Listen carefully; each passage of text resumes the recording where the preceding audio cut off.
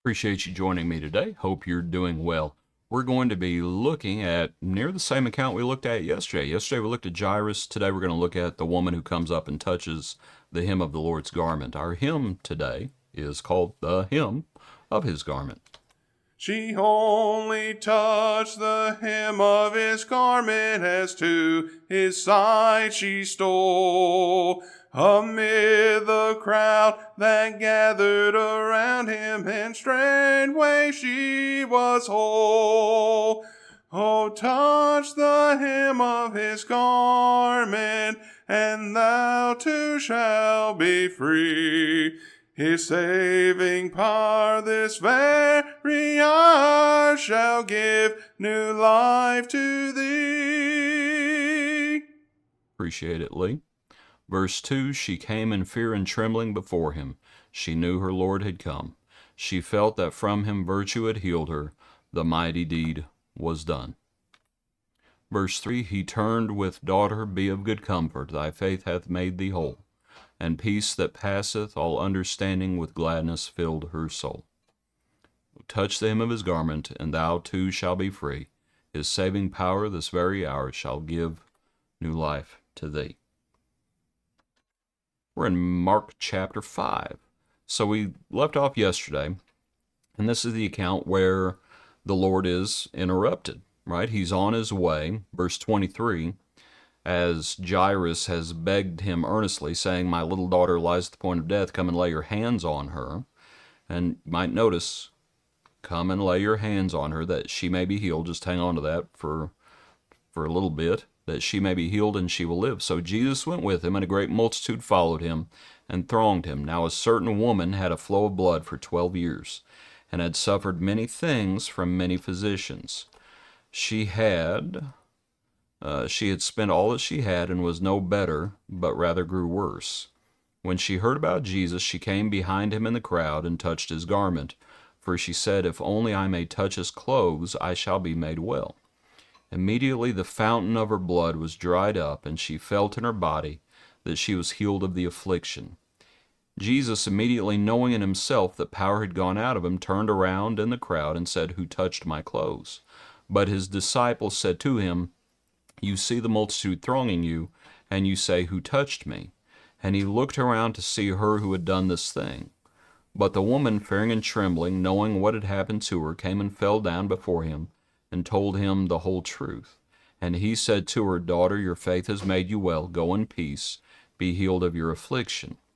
And while he was still speaking, some came from the ruler of the synagogue's house, who said, your daughter is dead, why trouble the teacher any further?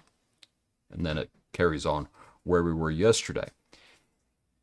And I think it is a very interesting account, or I should say, I think they are very interesting accounts, because I think there are lessons. As this is happening,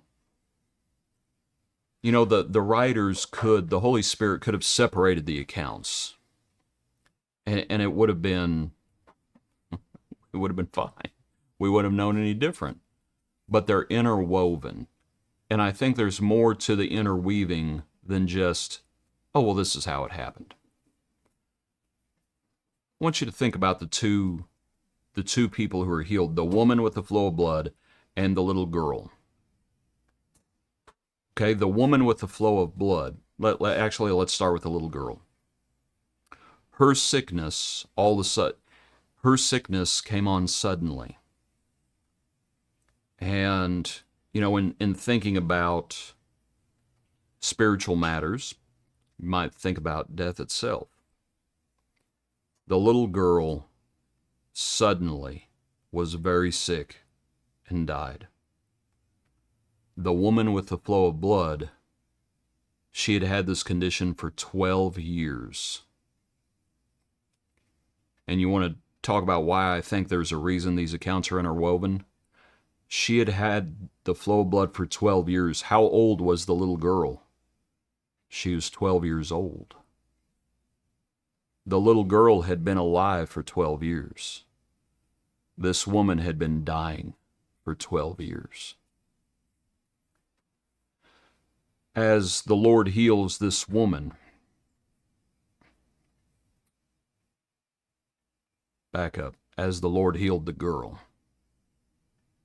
what could the girl become? The girl could become a woman. As the Lord heals the woman, what could the woman have? Because of her condition, she was barren. With the Lord healing her, she could have a child. One could become a woman, one could have a child. This woman, she spent all that she had. She had nothing left. She grew worse and worse. She had nothing left. The little girl, she had her whole life in front of her. One had nothing left, the other had her whole life in front of her. One more thing, at least one more thing. The woman says, if I but touch the hem of his garment, I will be made whole. Jairus says, if you will come touch her, she will be made whole. Do you see all the contrast going on there? Now here's one of the similarities. The woman with the flow of blood, what was she to the Jews? She was unclean. And yet she was willing to touch the hem of his garment. And the Lord allowed it. Dead bodies to the Jews, what were they? They were unclean.